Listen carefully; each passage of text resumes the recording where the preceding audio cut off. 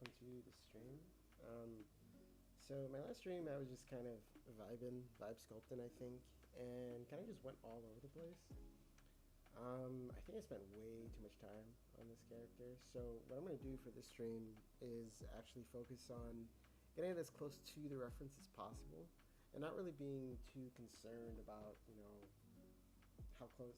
And that is my struggle, is perfectionism, and in a lot of ways it makes me take a lot longer. I end up block just I'm just all over the place with it. So I think what I'm going to do is, like I said, just focus on getting it as close to the reference as possible and not being too concerned with things like geometry and things being just perfect, so give me a second, let me just get my glove on. So yeah, today I'll probably talk a bit more. I think yesterday I was a bit tired. But I'm just gonna go ahead and jump into things. So, give me a comment, like and share, if you're interested. And yeah, let's get right on with this guy. So previously in the previous stream, I noticed that his arms weren't the proper size, at least this one. So I kind of elongated it a bit. But I'm going to go ahead and, like I said, just jump into getting as close to the reference as possible and not being too concerned with the perfectionism aspect of things, as far as like this looking like this, so these muscles have to look like X, Y, and Z. And that's like that's the trap that I get stuck in, as you can probably already tell by how long I've already taken on this guy. But we all have paths, and it's so crazy because it's like whenever I'm working on stuff professionally, it's a lot easier to catch myself doing this because like there's that time constraint. But whenever I'm doing something for myself, for some reason it's like it goes out the window, and I'm like, you know what? Let me spend 3 days on the block out. That should be fine.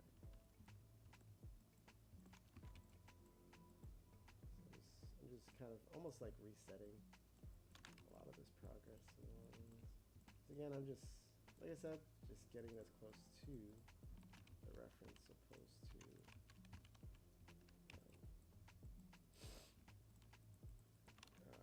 getting things to be perfect as far as like muscle placement and stuff like that. And it's so interesting because we learn, when I was in massage therapy school, we were going over anatomy.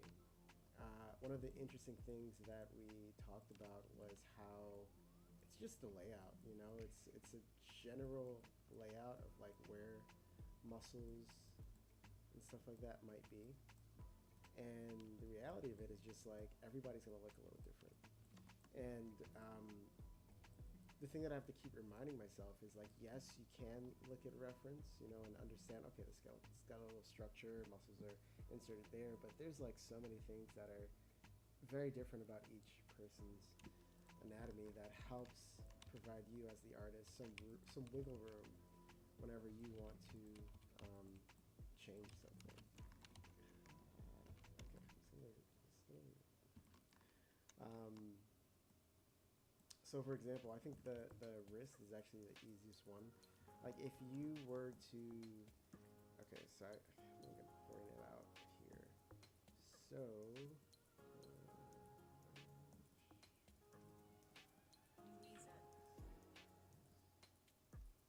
okay, here we go. So there's some flexor muscles, like in the arm, that, whenever you hold your hand, when you hold your forefingers and your thumbs together, you can see like something popping up. There's usually two. Some people, they don't have that at all, because there's like some muscles that we technically like, it's like we need them, but some people, they just grow or just form differently. And that you'll find that throughout everybody. Like some people have like longer torsos, and of course there's like medical issues that come with that. Like lungs being too elongated, stuff like that. Yeah, everybody's going to be a little different when it comes down to think that's something to keep in mind whenever you're sculpting. So you don't, it doesn't have to always be perfect. And also, we just have to keep in mind that skin is a thing too. So like, you know, you're not always going to see the outline of the muscles. Sometimes it's just gonna be skin, you know. I mean, not skin. It's gonna be like so think of like saran wrap or something like that. Like it'll be something like that. So you can see this, here, this.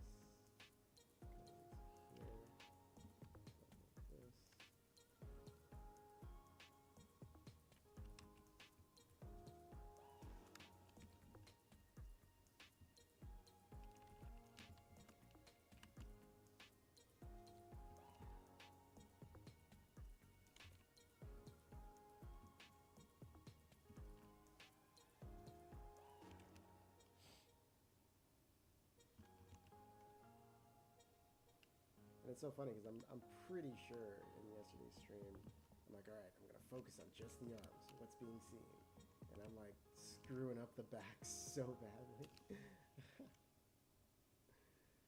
But yeah, that's part of why I'm getting back to the basics. I think my sculpting style or my methods are not the best, and are definitely worth revisiting to improve.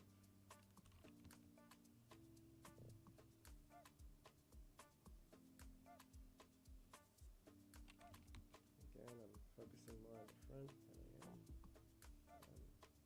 back.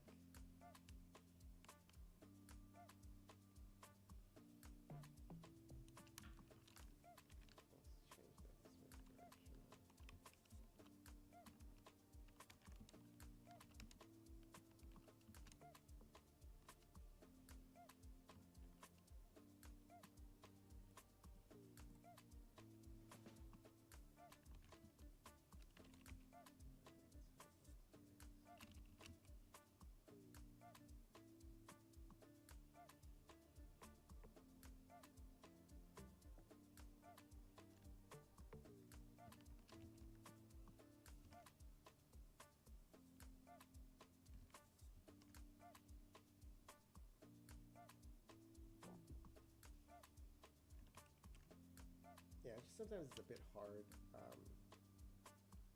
for me to focus on specific parts. That is a me problem.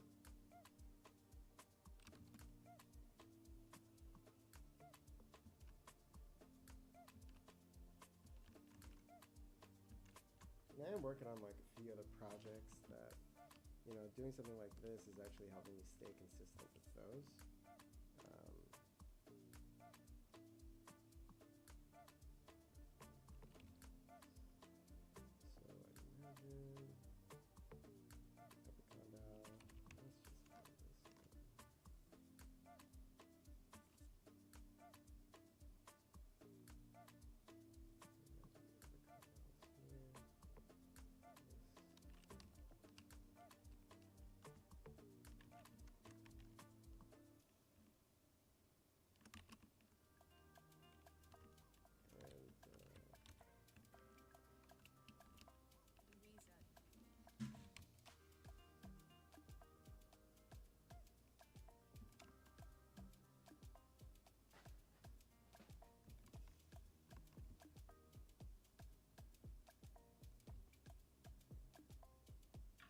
There's like other projects that I seriously need to get back to, like that soy fawn project. I think I might just stream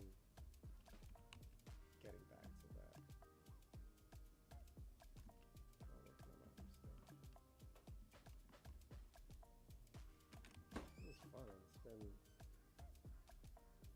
some time since I started actually working on that. So I'm gonna try to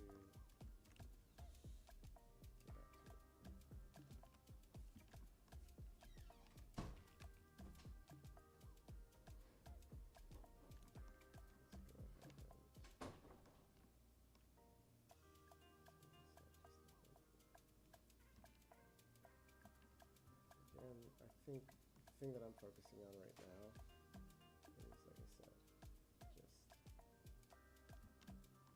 that reference, what I'm seeing, or what I can see or figure out from just that.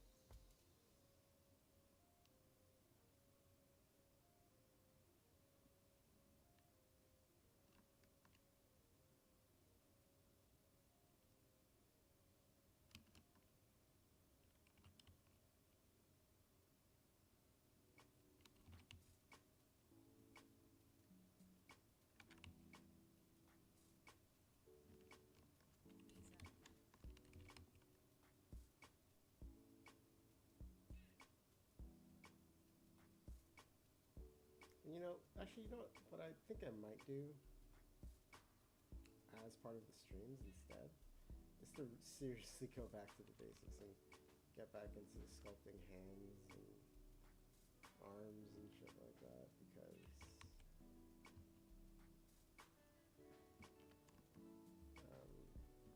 because I can already like I can feel how much how far behind I've become. And I feel like that's like the truth. I have been working in the industry for quite some time, and sculpting and stuff like that, but it just really goes to show that you do have to practice every day. You can't just wait and work on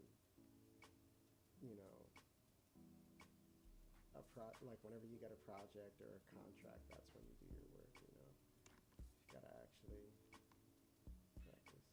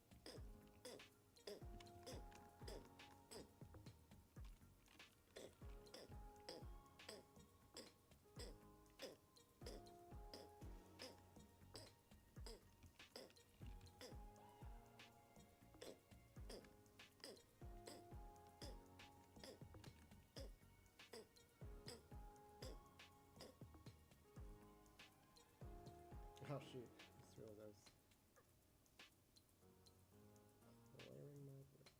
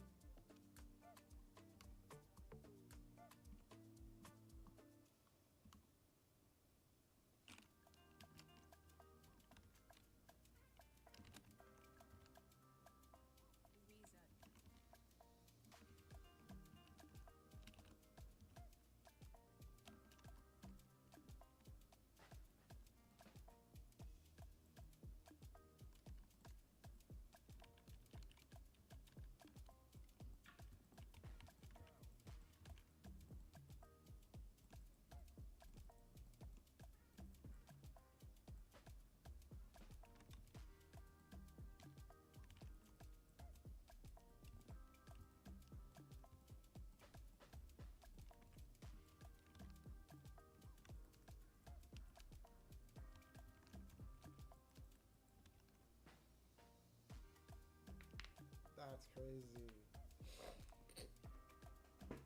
So you don't own your games then? Why would I get a PlayStation 5?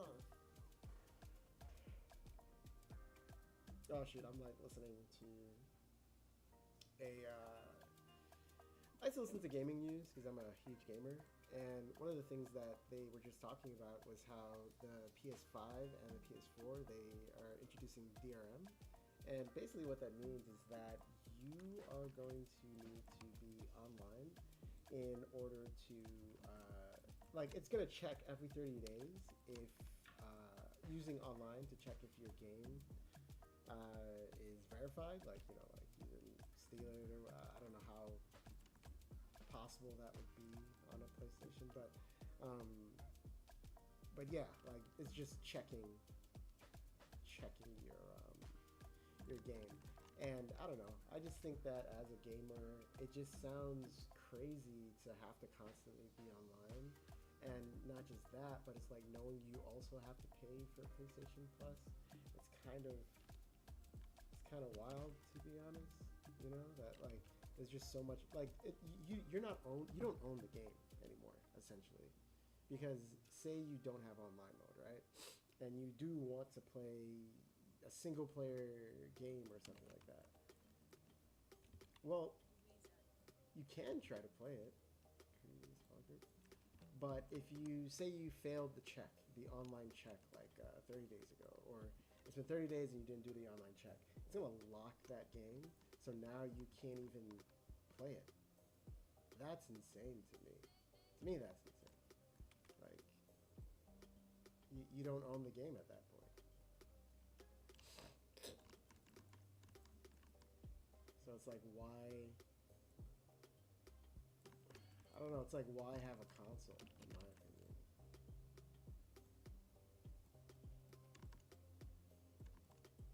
Why have a console?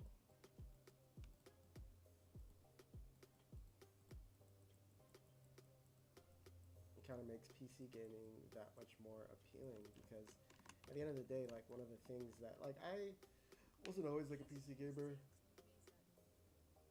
Like, even though I had like my computer where I was able to like run PC games and stuff like that, I was still like more on my console, like my PlayStation 3 at the time and PlayStation 4 at the time. And yeah, I just enjoyed playing on console, using a controller. And then, wait, did I do a piece? Okay. And then, maybe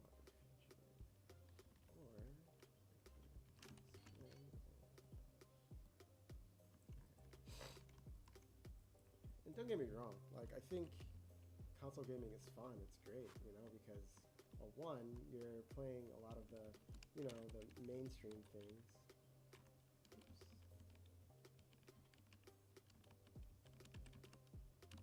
You're playing a lot of the, popular games with, people online, and most people who are probably playing on console aren't really, like, constantly playing games, because it can be very easy to fall into that trap as a PC gamer, because you just have so many, like, my backlog is insane right now. I've been trying to get through that whenever I can, but like I just feel like, okay, I don't think the same thing's gonna happen here. Maybe over here you probably have some fat buildup, like on these corners here, but most of this up here is like bone.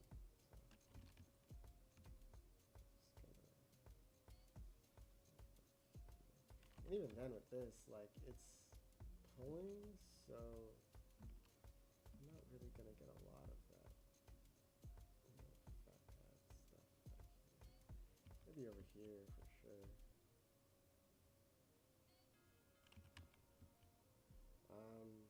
But yeah, it's just, it just sounds like another scheme to trap people in constantly spending money. Kind of what that sounds like to me. Like, you're like, in order to game, you have to have money. Like, you can't be a kid and just want to play. I don't even know what kids play these days. Like, I'd say Fortnite, but I feel like there's a lot of grown people on that game these days.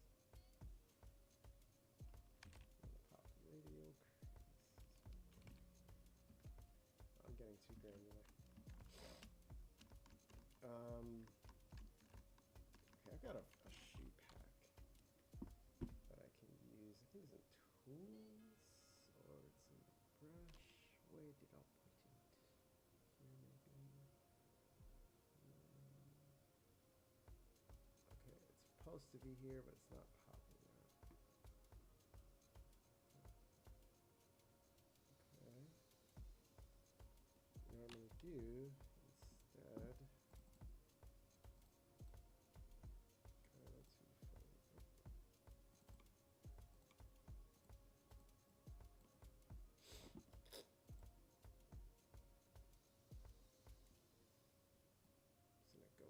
Directly there.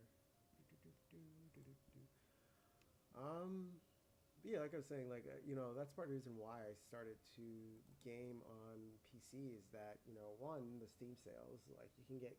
I think I got most of the Resident Evil games, like the remakes, for like $4 or $5, you know, for each of them. Whereas, you know, on console, from what I've noticed, you can okay, program files, Pixelogic.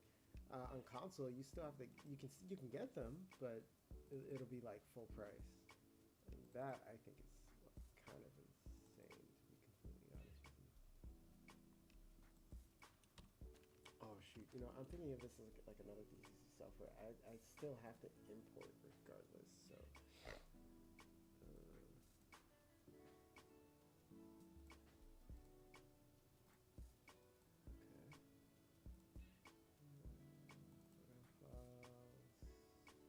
Pixelogic, ZBrush, brushes, shoes.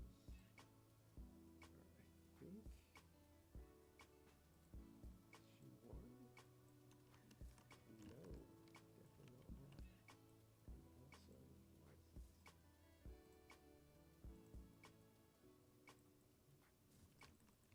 Okay, let's try that again.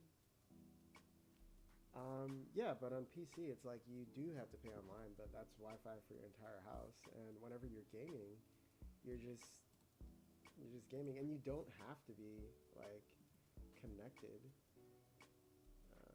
You don't have to be online in order to play any of your games. So it's just kind of insane, you know. Like literally, it has Steam has a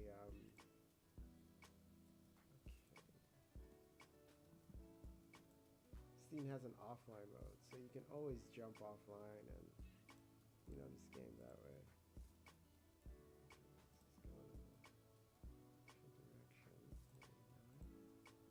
I'm actually just going through each, because I'm not getting a preview, so I can't even see which is which.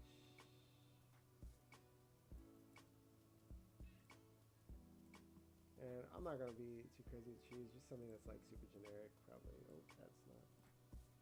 Is it all like importing flipped? Shoe 6. How about you? Okay, not you. How about you, shoe 7? Are you gonna be it? No, you're not. Okay. Shoe 9. 6. 10. I think I might do one of these. Shoe 10, shoe 11. Okay, not shoe. Shoe 12. Okay, maybe not shoe 12.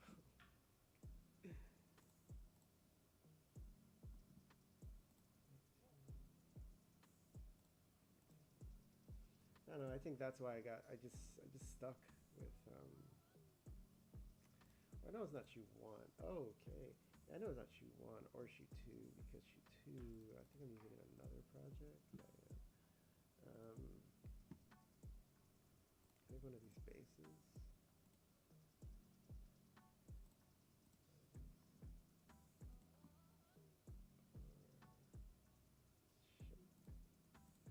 It's really, I just need to shape at this point. Is this like double? Oh yeah, it is double. Okay. So yeah, I think I'm just gonna use a shape instead. Just because I'm not really going to sculpt the shoes. Instead, I'm just gonna block it in. Whoa, okay, that's not what I want. Let's try shoe 1.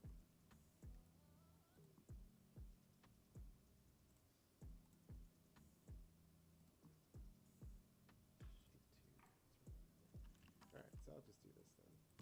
Put that. And actually, let's duplicate and import base 1.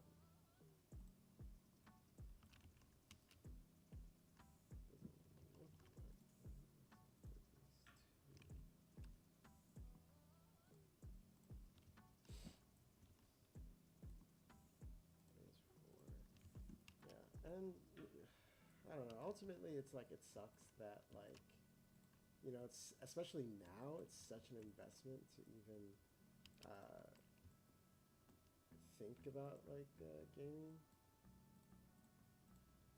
because consoles. I mean, PC gaming is oh my god, it's so expensive now.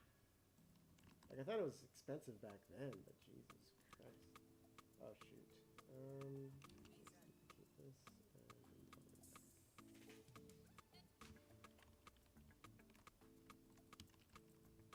and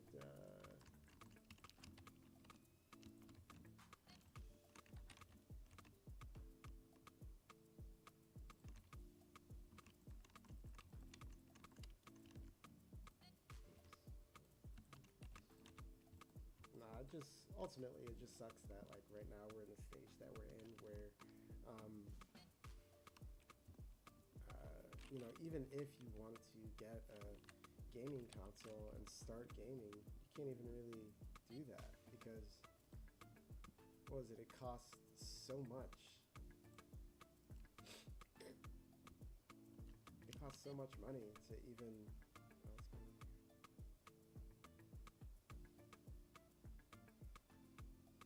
Sorry. Because it costs so much money to even get a computer that's able to run these games, and you can even argue to an extent that it's or EMN and intensity to okay. You can even argue that like even with how games are being developed now, that's like shifting the focus. Most games it's like it's more about making money than it is about making something that's memorable or interesting, that people are going to remember and try to play. Like there's no, I mean, there probably are, Final Fantasy. Like I'm not saying like RPG, but like if I say Final Fantasy, even if you haven't played Final Fantasy, you know what that is. And it's not even like it's like a Fortnite where people are like, oh, I know about that game. It's with the emotes and shit. It's like with Final Fantasy, you know that this is a game that has a bizarre story. It's super interesting. There's a lot of characters in there. Like it's to the point that even other mediums have kind of like adopted a lot of that methodology.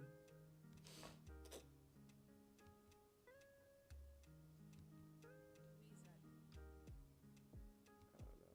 It's just crazy where we are right now. Just in general. Like,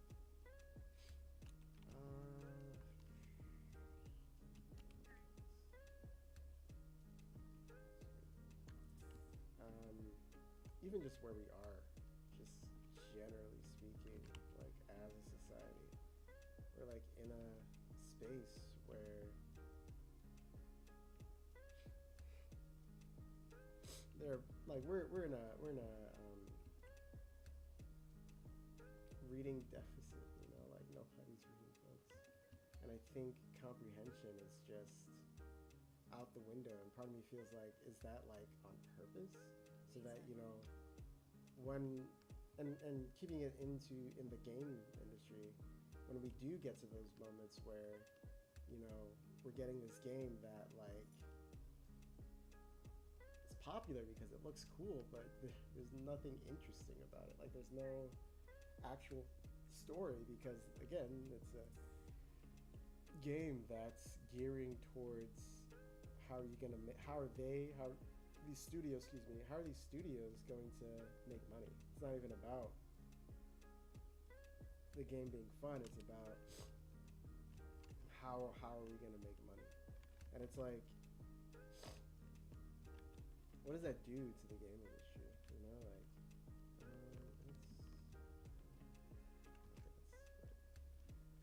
What does that do to the game industry just as a whole?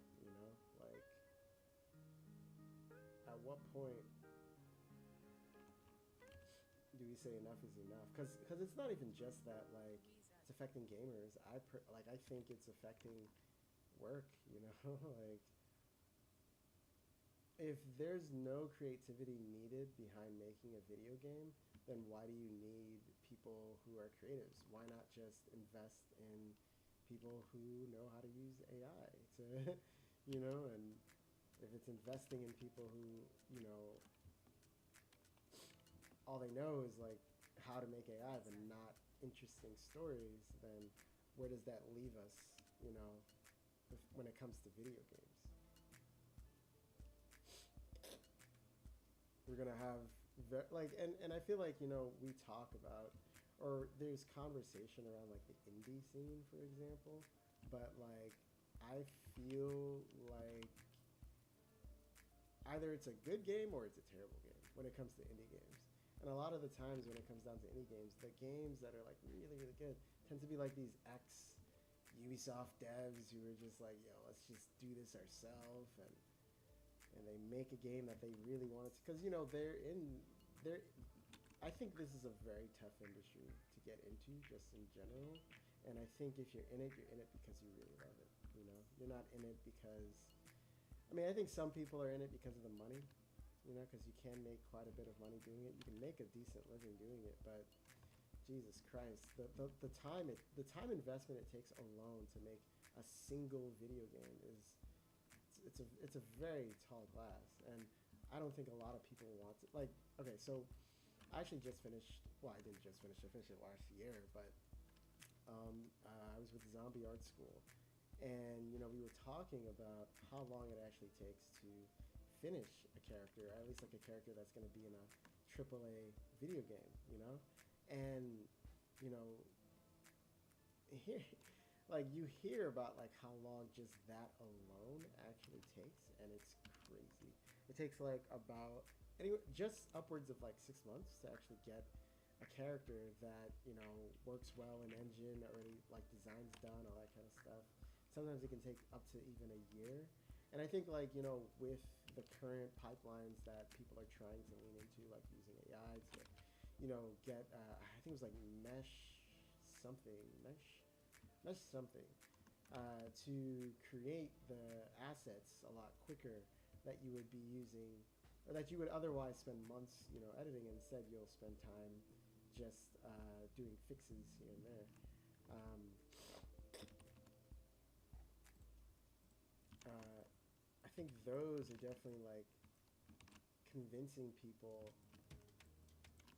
especially people who are just investors, who aren't artists, uh, that you don't need to invest in artists. You don't need to invest in the artistry of because video games in and of themselves are like, in my opinion at least, the epitome, or the high point of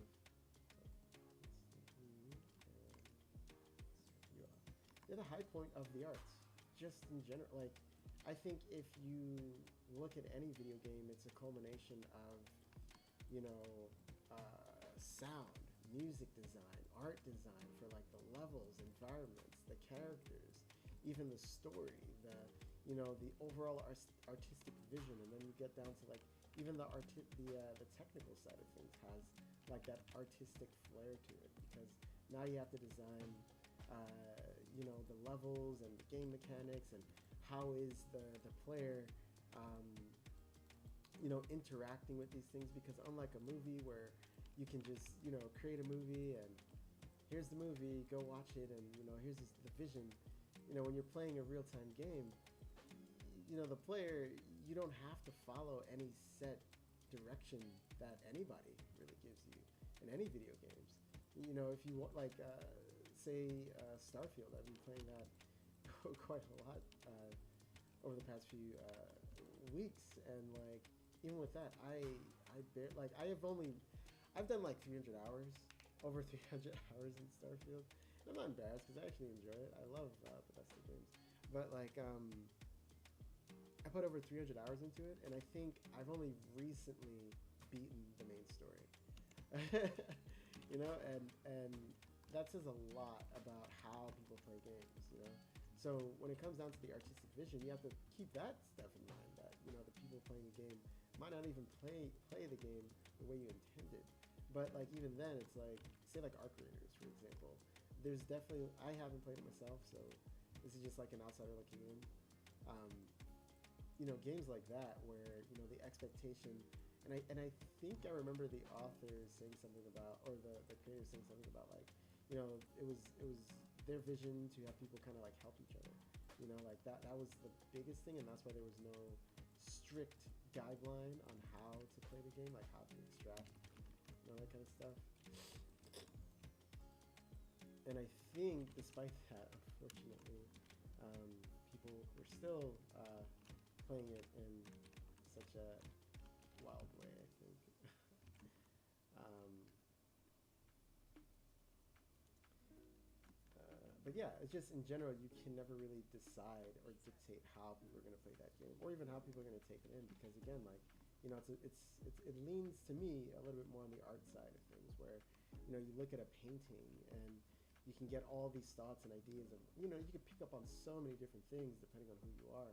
It's like that with video games, or at least most video games that still lean into the artistic side of things, you know. Let's go ahead and flip this. Actually, no, I think that looks good.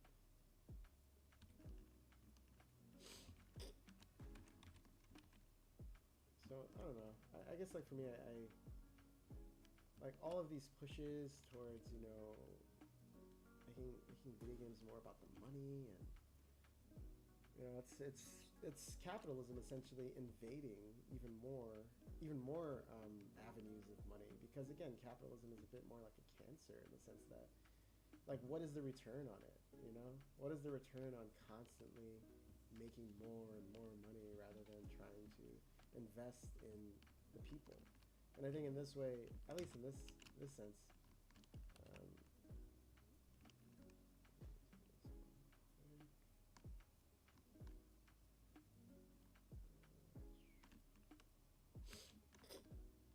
just a bit bigger.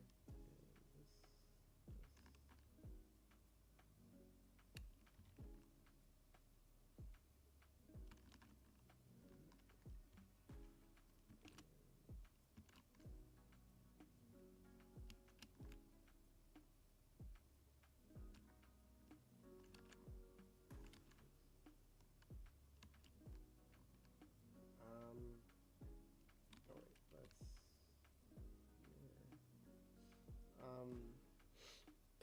Yeah. So you know, I don't know.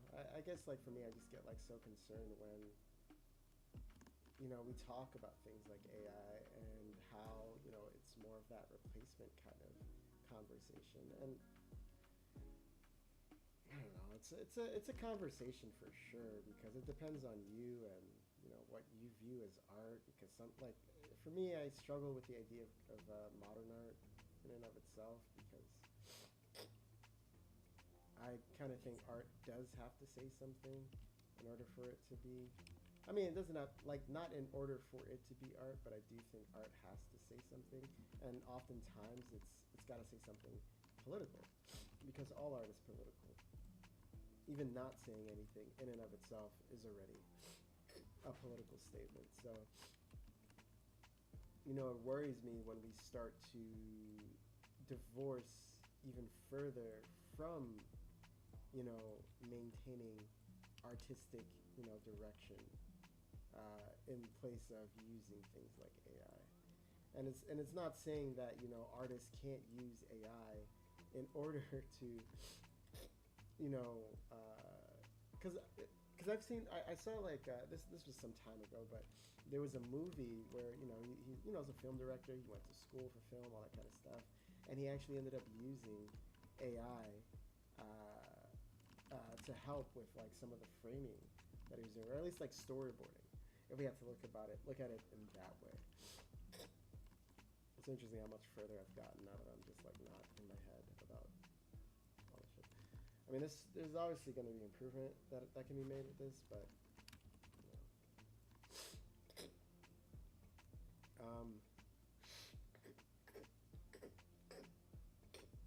All right, so I'm gonna try this without using symmetry. Excuse me. Ooh. Allergies, but again, that's essentially what concerns me about the idea of AI. It's not just the environmental impact. It's not just um, the idea of jobs. Unfortunately, that has more to do with capitalism than it does with the individual, in my opinion, at least. Um,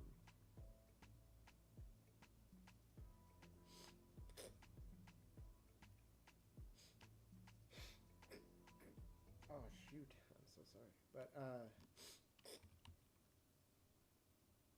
it's like if we're getting to that stage where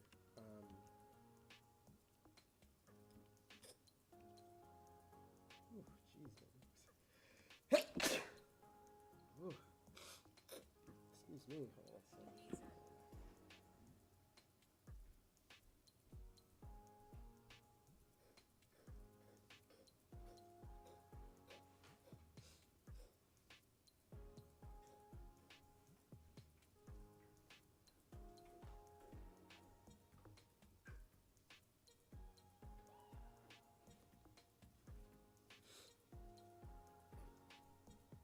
So most of the issue that I have is just like I don't even know if I can say it's existential because as an artist who I have a moral issue with AI, not so much a professional one, if that makes sense. Because I do think it's gonna be like it's a tool, you know. Like I'm sure there were sculptors who, when ZBrush came out, they're like, "Oh, that's not sculpting. What the heck is that? What are you doing? That's just an easy way to do it." Because I have tried, sculpting with like actual clay before, and it's actually fun. It's not as hard as it seems. I just have to stick with it. But like, I'm sure there were people who were just like, "Yo, this isn't art. Like, this isn't sculpture. You're not sculpting when you're sculpting in ZBrush." When ZBrush came out, or even like Photoshop, and I think the craze for Photoshop was photography. It was like, oh, you're never gonna be able to photograph shit. And, oh man, I guess AI is really challenging photography too these days. But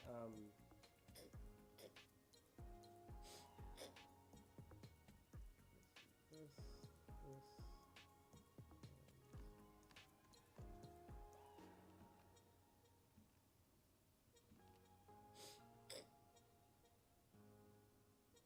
I just think when it comes to AI, there's like quite a few things to really think about. Like one, you know, being a Black American. I mean, first generation, but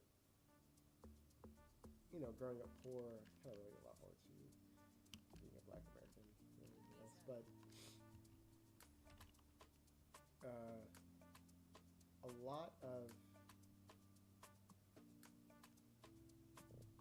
a lot of the data centers are in Black and brown communities. They're like in poorer communities where people, and from what we're seeing, they don't really have too much of an option to actually decide whether or not, they want these AI centers in their communities. That is, one, it's polluting their water, it's polluting their air, and on top of polluting their water and air, it's also depriving them of it's using their electricity, So now they have to foot the bill on electricity because it's such a high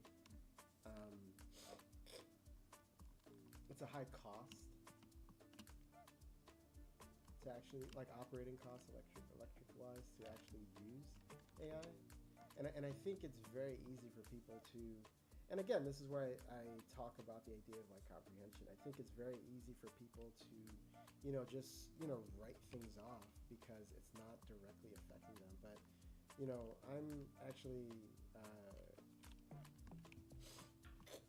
I think when we talk about environmental impact, there's actually a truth that people don't really think about, and the truth is that like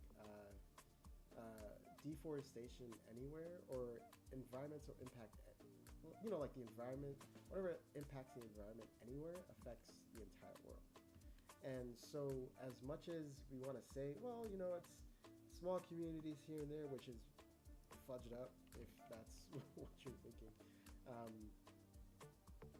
it's also the fact that like it's screwing up our environment, especially when we are talking about climate change that is accelerating, and we are talking about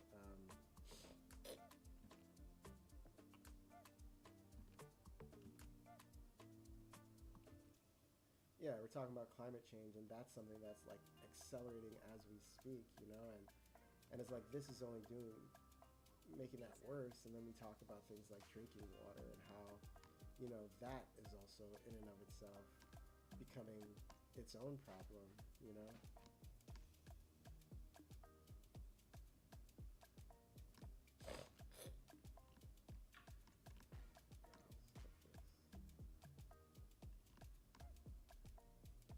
Yeah, where the drinking water is in and of itself already becoming a problem, or the availability of drinking water, and then you have like AI data centers that essentially use that drinking water. So I don't know.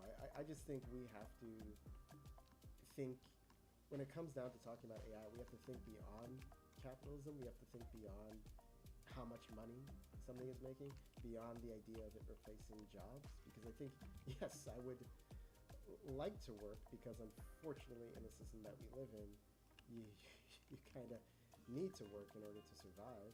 But it's also, the fact that like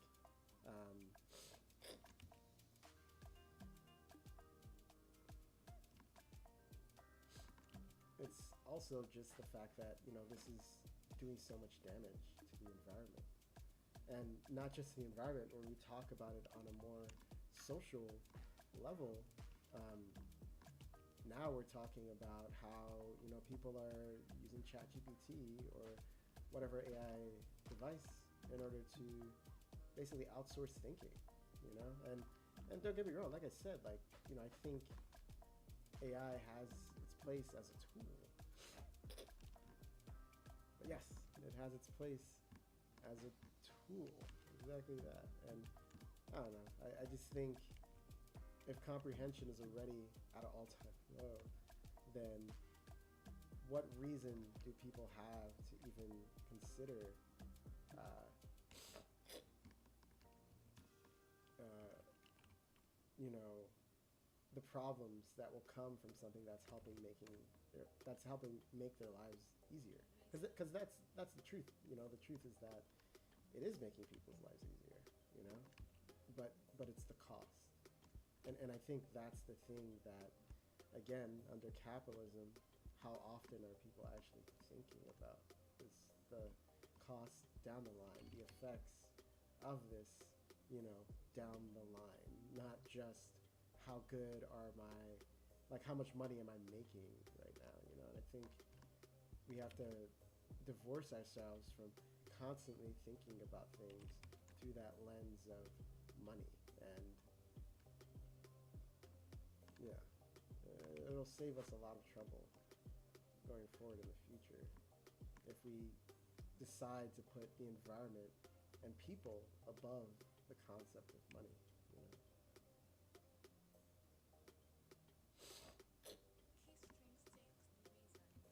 And maybe that's just me and how I think about things, but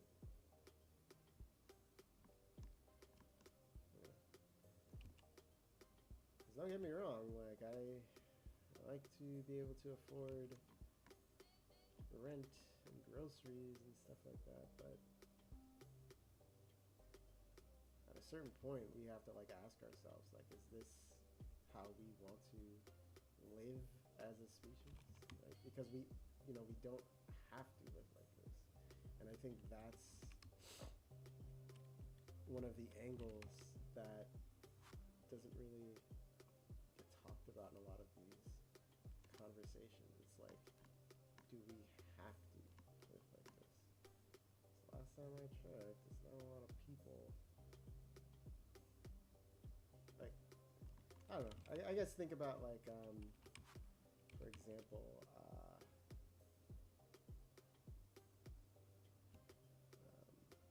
Fight Club, and how like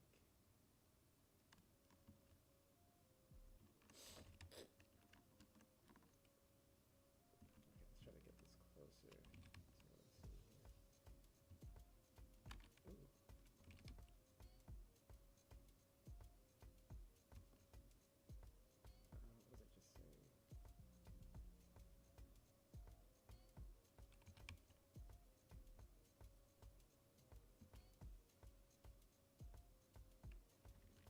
So, oh, Fight Club, means of production, basically. Like how we, the people, are the ones who essentially, we're the ones who make everything. So why are we so dependent on telling all these people who get their riches from us, or asking them to help make life easier for us when we're the ones who can decide that for ourselves? Which I guess sounds pretty foreign if you grow up in a society where the idea of work is so normalized, even in a society where we don't necessarily need to work as hard anymore. And I think the billionaire class is an example of that. Like, they're literally not doing anything but making so much money. So it's like, do we continue to live in this world that we're told we have to live in by people who aren't working? Or do we just use the same, because at the end of the day, it's like, again, the Fight Club reference. We're the ones who make the bridges, we're the ones who build the roads, who do X, Y, and Z. So I don't know. I just think it's like, aren't we past that stage of asking them to make our society better? Can't we do that ourselves? We can, right?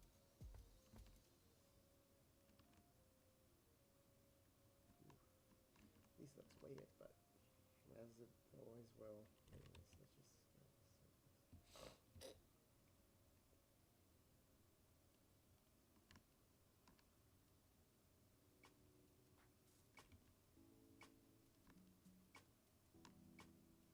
I guess the thing that I'm really sitting with this guy is how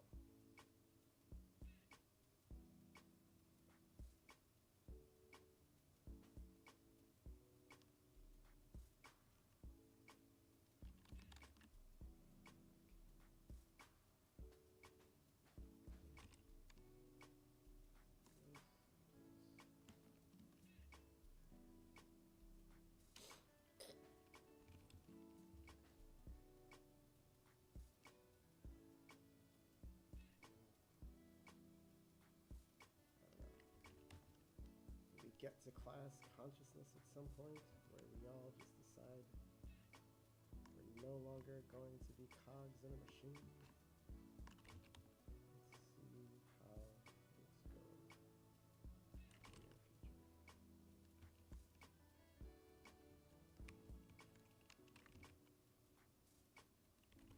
I think the craziest thing about a lot of it is just how,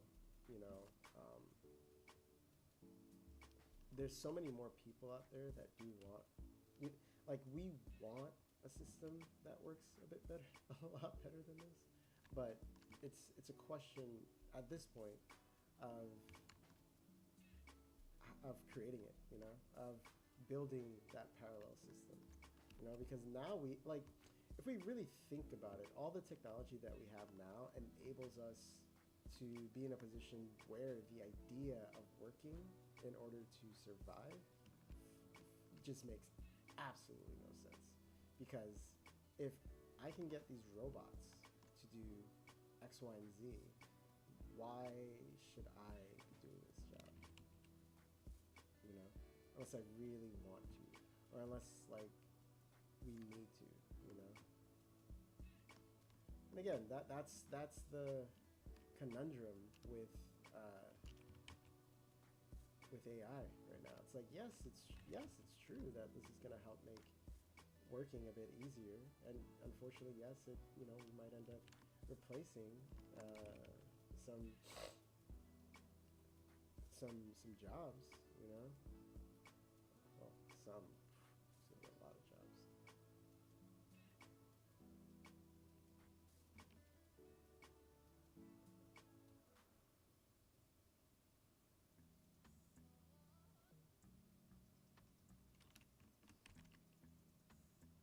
But ultimately, like, if we can find a way to have, have this be just a bit more ethical, you know? Have AI be a bit more ethical in the sense of,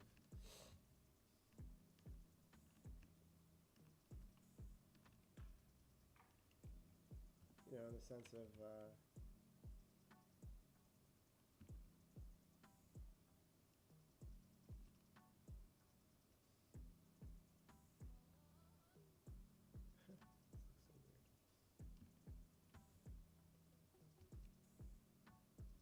yeah, just making it a bit more ethical in the sense that it doesn't have as strong of as an environmental impact, and the money that otherwise would be saved by working by creating these kinds of systems can be poured back into the community, i.e., taxes and stuff like that.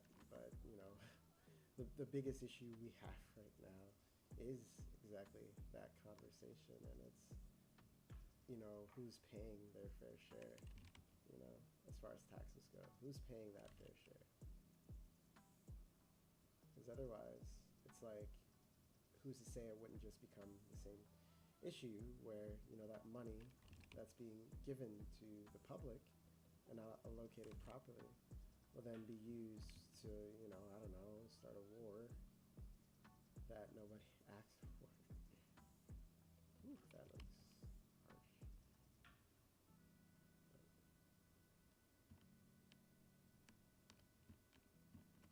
No, let's block it out.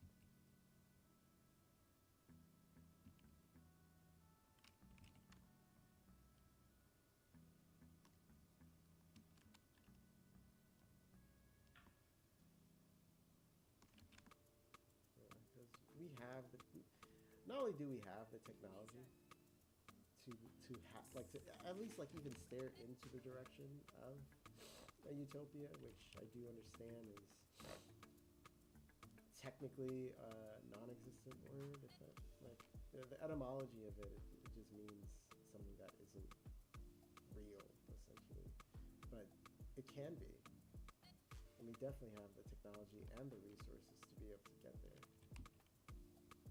The question is who stands to lose? Because unfortunately, in this world, there will be people who want things to be a certain way, and they will, have the power to, change that. So the question is just like, okay, it's kind of there. The question is just, who are the people that stands to lose the most if we do, lean towards a system that is more equitable, a system that, people don't actually have to work in order to survive and live, where everyone can, have access to clean water and, a good education.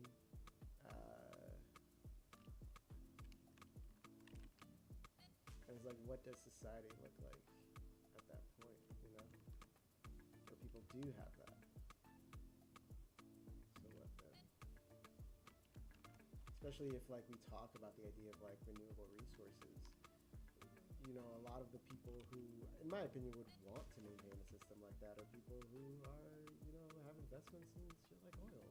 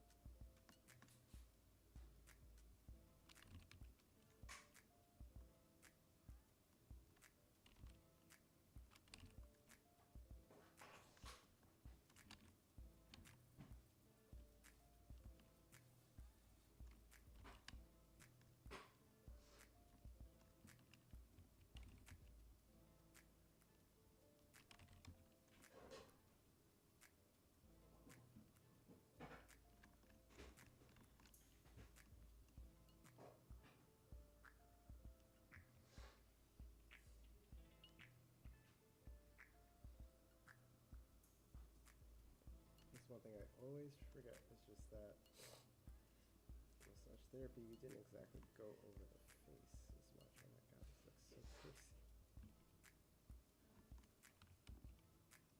I do know this should be a bit forward.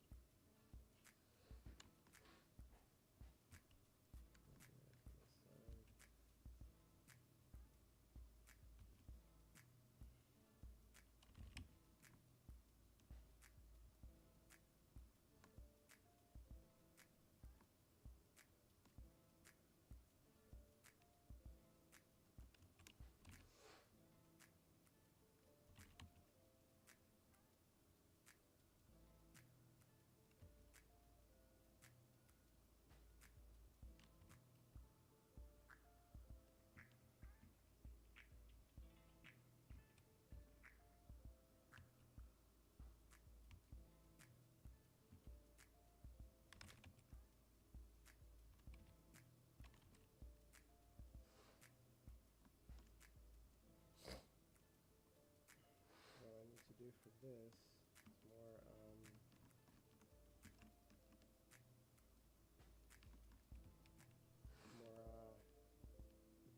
skull studies.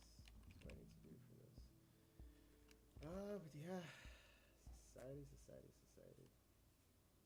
I think I'll try to just ramble a lot more while I sculpt, so it's a little less boring.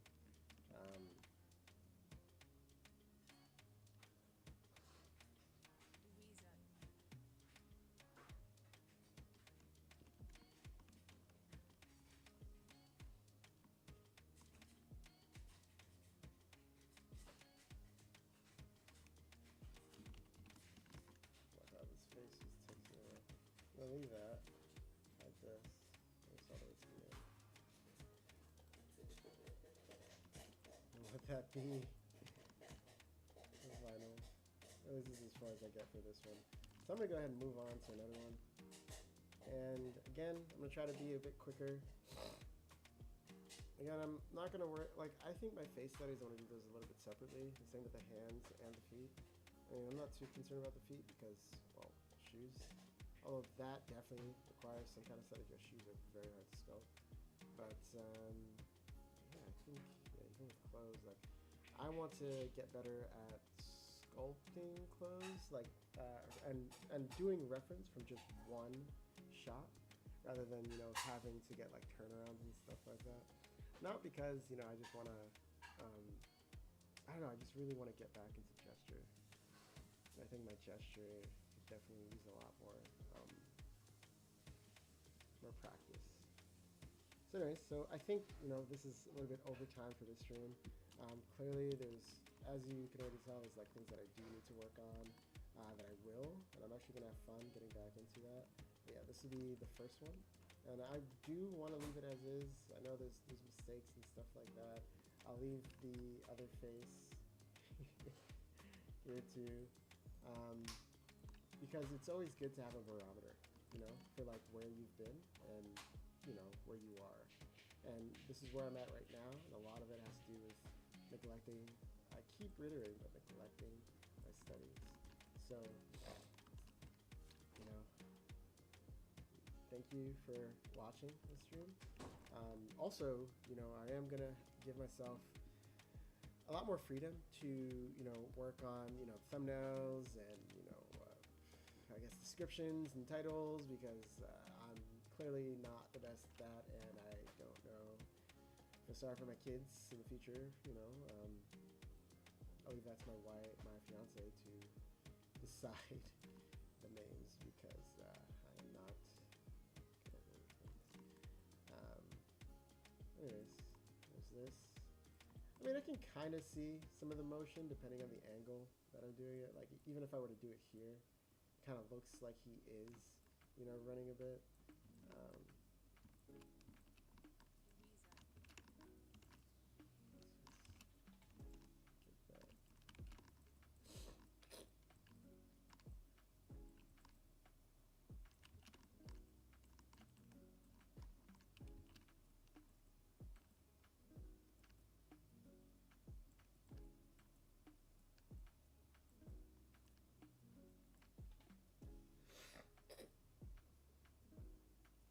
okay. Yeah, again, as I keep going, we'll see how far I get with this. So I think for the next stream, what I'm going to do is I'm going to get down to the bare minimum of things and try to break down the arm for myself and just really, really, get back. Like I said, get back into the swing of things. Get to the arm, get the legs, the feet, the hands, that type of stuff. And of course the torso. Do my studies, separate studies for those. And then when I get back to it, I'll go ahead and jump back onto this gesture sculpt and see if there's any improvement there. Yeah, today's the second day. So like I said, I did say before that I wanted to do my streams like Monday, Tuesday, and Thursday, but I was turned around with the days, and I think my Thursday was actually Wednesday. And I think that's kind of like where I want to go with it, just Mondays to Wednesdays for now, um, doing these sculpt studies. Yeah, well, again, like I hope that, you learn something, at least from me and my mistakes, and this can help, you with your journey, your sculptural journey as well. Anyways, like, share, if you've gotten this far, leave a comment, let me know any thoughts on things that I can improve, and have yourself a great day.